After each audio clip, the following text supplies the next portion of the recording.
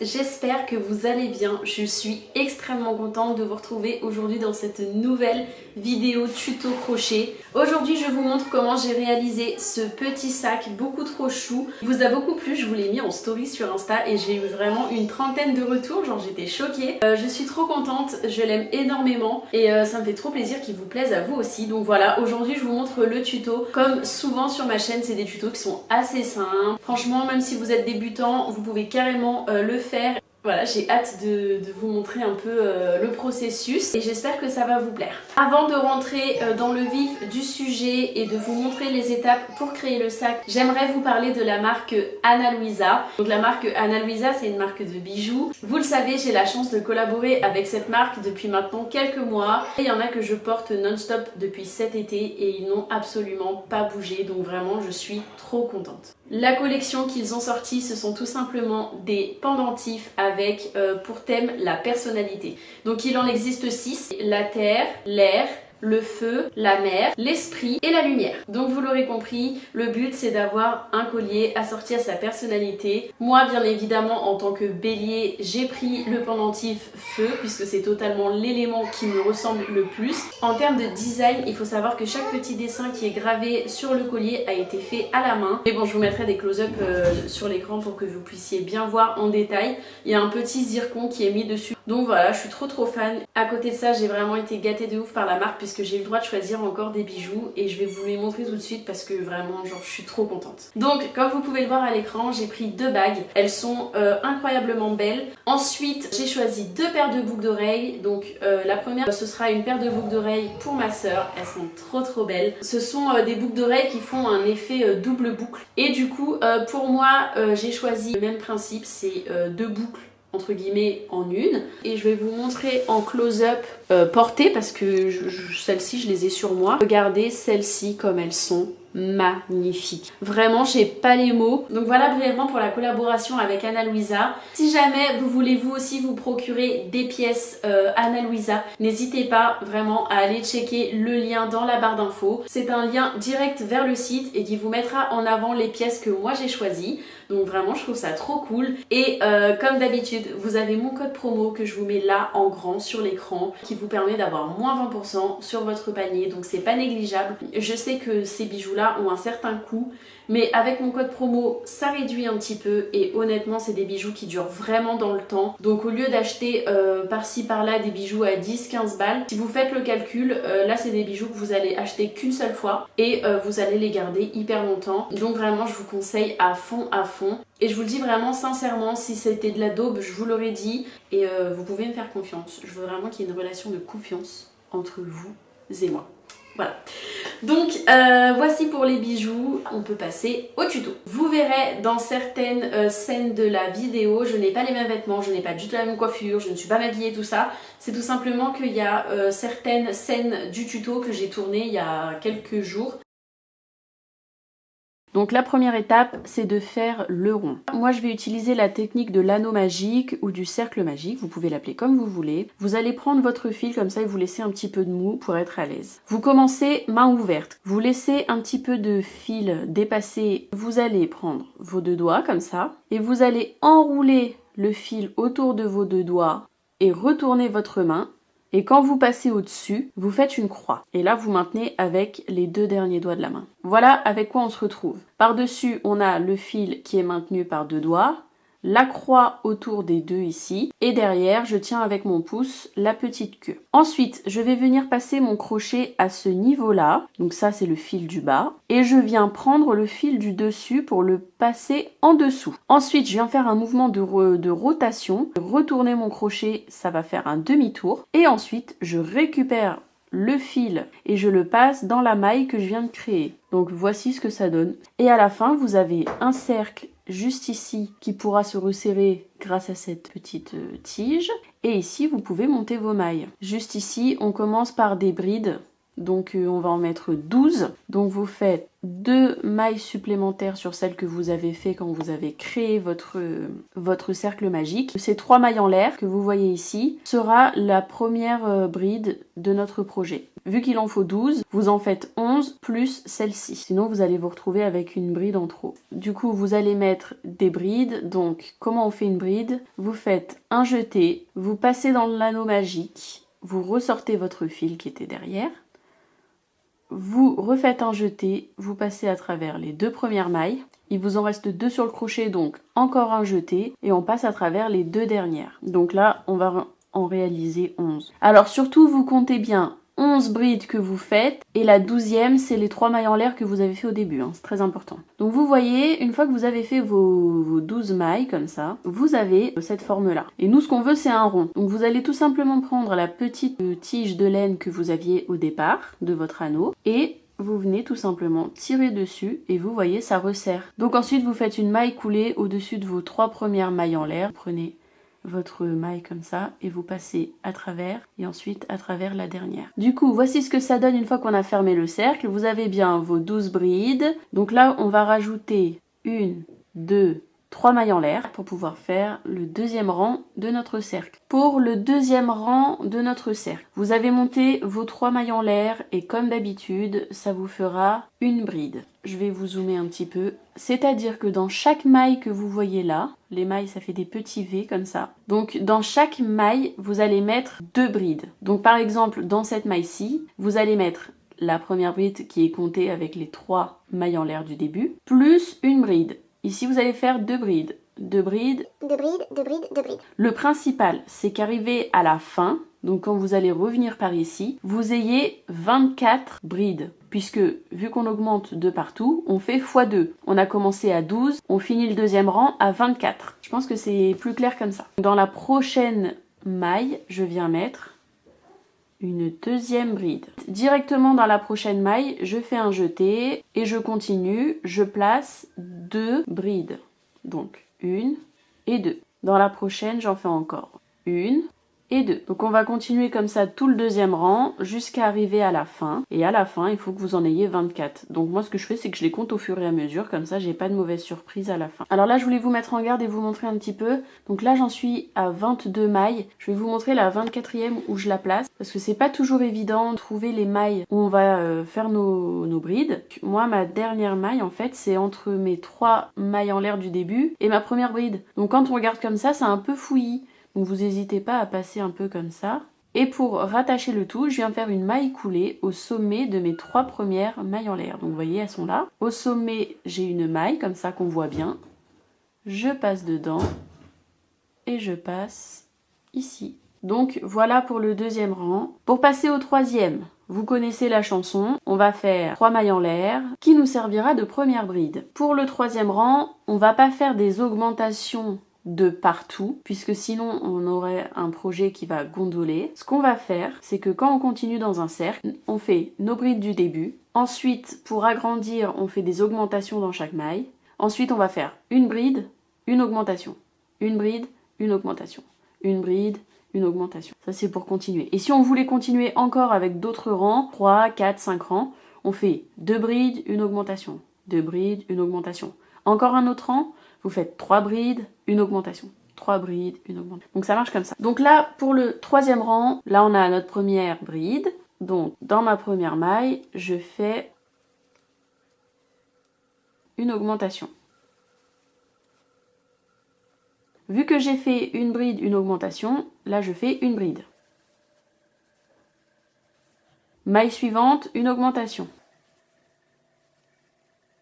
Et on va faire ainsi de suite jusqu'à retourner dans la dernière maille. Et au total, il vous faudra 36 brides pour faire le troisième tour. Donc là, je vais continuer en hors caméra. Donc je viens faire ma maille coulée. Ensuite, vous faites une maille en l'air. Cette fois-ci, vous la tirez puisque c'est la fin. Il nous faut que 3 rangs pour ce cercle. Moi, je le mets un petit peu en forme comme ça. Et voici ce que ça donne. Vous avez un beau rond bien plat. Et voilà.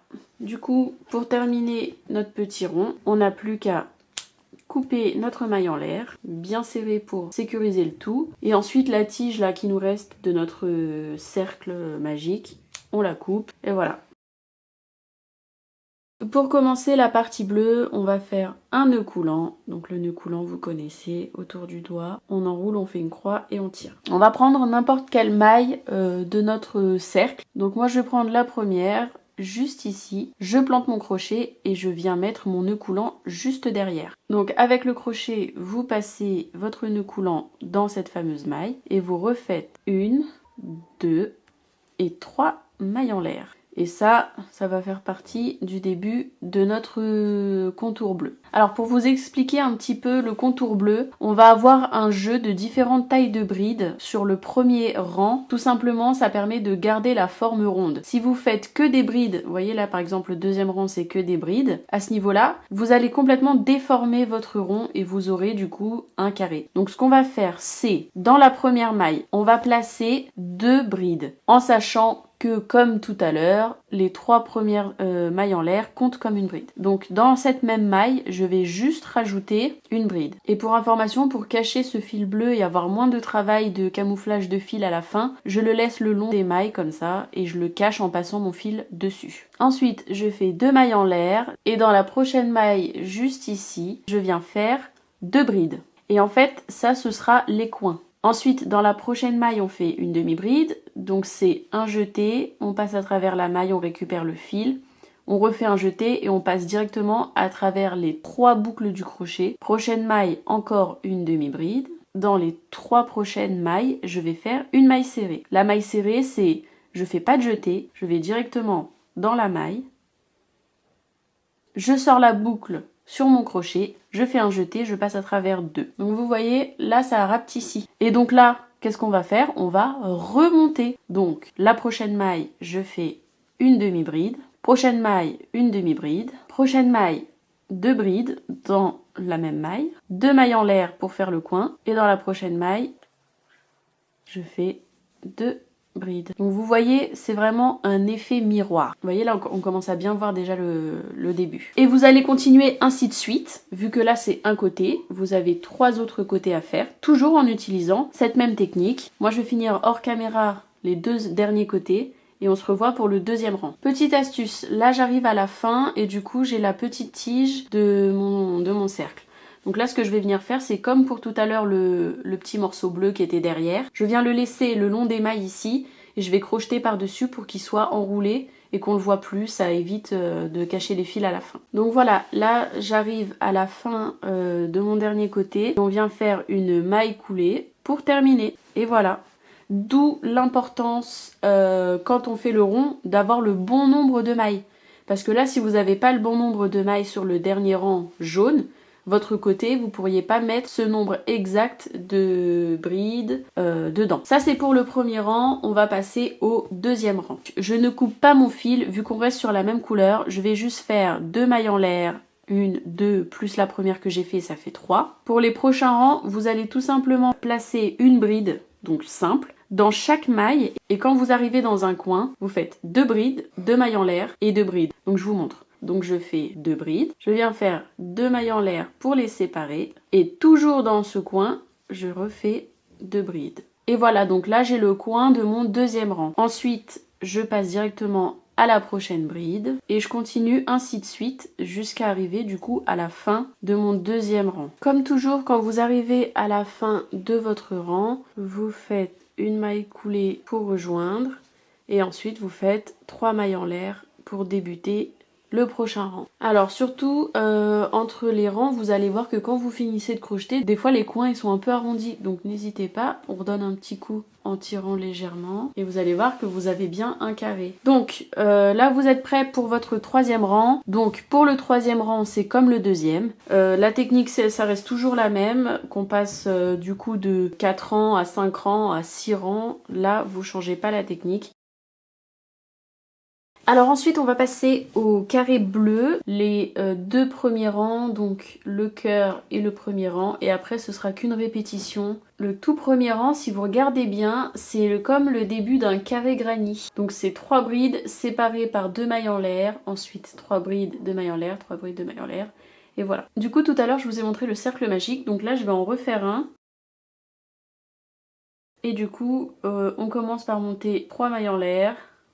Et ensuite, je vais venir rajouter 2 brides. Oups, j'étais un peu hors cadre. Donc là, on a bien 3 brides, juste ici. Donc là, ce que je vais faire, c'est que je vais séparer par 2 mailles en l'air. Et ensuite, je recommence 3 brides. Je refais 2 mailles en l'air pour séparer. 1, 2. Je refais 3 brides. Je refais 2 mailles en l'air. Je refais 3 brides. Et pour terminer, je refais 2 mailles en l'air. Je tire sur mon cercle magique et je viens faire une maille coulée avec ma première bride pour les rejoindre. Et voici ce que ça donne. Donc on a bien le cœur de notre carré. Ensuite, du coup, vous allez faire 3 mailles en l'air pour commencer les nouvelles brides. Donc là, ça va être comme les rangs sur le carré bleu et jaune. Donc vous allez mettre des brides dans chaque maille jusqu'à tomber dans un coin. Dans un coin, on met 2 brides, on sépare par 2 mailles en l'air. Et on refait 2 brides, tout ça dans le même coin. Donc je vais vous montrer pour le début. Donc là, j'ai fait mes 3 mailles en l'air qui correspondent à une bride. Donc je vais venir faire une bride à côté. Ensuite, la prochaine maille, eh ben, c'est le coin. Donc je viens mettre 2 brides. Donc je sépare avec 2 mailles en l'air et je refais 2 brides, toujours dans ce trou. Ensuite, la maille d'après, je fais une bride. Donc vous faites ça, vous répétez l'opération jusqu'à avoir le nombre de rangs que vous souhaitez. Vous n'oubliez pas à la fin de chaque rang de venir faire une maille coulée pour rassembler les 2 parties. Et voilà.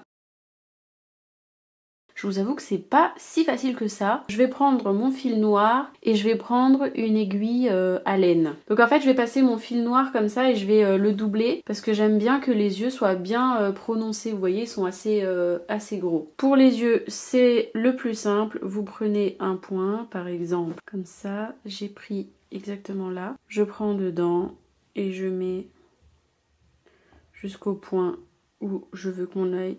Il aille. Donc voilà, moi je fais un double nœud pour être sûr que ça ne s'en aille pas. Voilà, donc ça c'est pour un œil et ensuite je coupe plus court.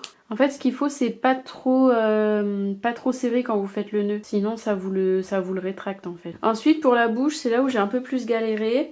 Donc pour la bouche, je double pas du tout mon fil, je le passe dans mon aiguille et ensuite je vais passer là.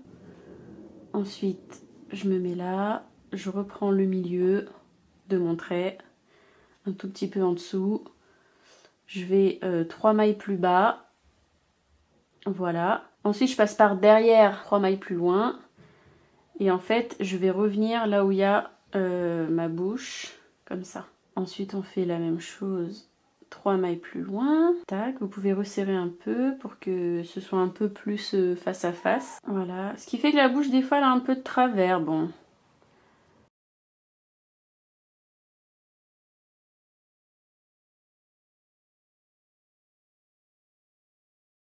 Ouh là là, mon sourire il est de travers.